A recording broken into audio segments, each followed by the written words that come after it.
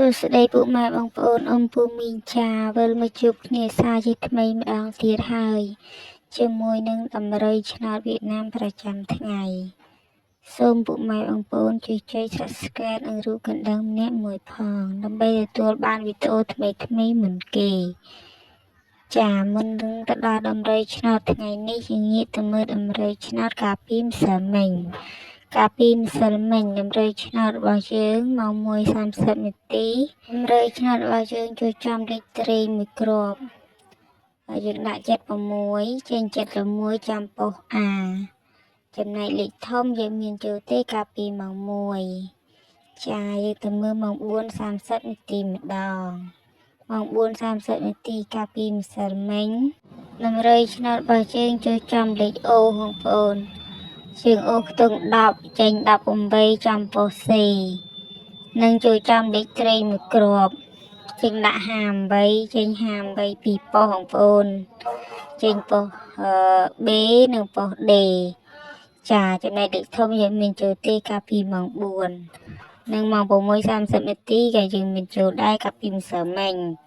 ចាយើងងាកទៅមើលតម្រុយឆ្នោតថ្ងៃនេះម្ដងតម្រុយឆ្នោតប្រចាំថ្ងៃទី30ខែ11ឆ្នាំ2025របស់យើងថ្ងៃនេះមាន3ម៉ោងមានម៉ោង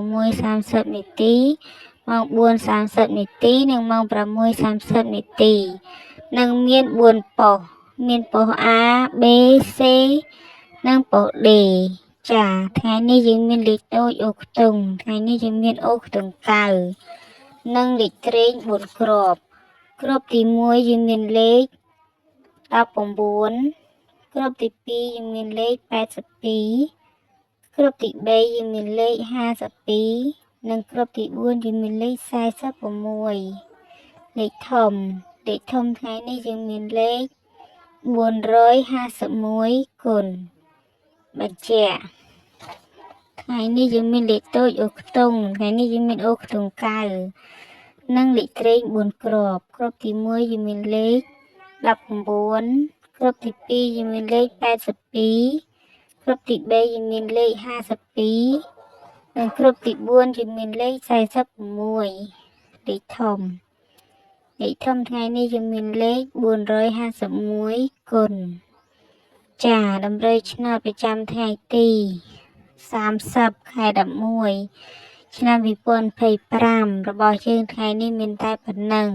ចាបងប្អូនអាចយកទៅផ្សងសំណាងឬក៏គ្រាន់តែមើលលេងកម្សាន្តបានចាអរគុណច្រើនដែលបានទស្សនាសូមឲ្យពុកម៉ែបងប្អូនសំណាងល្អនិងហេងគ្រប់គ្នា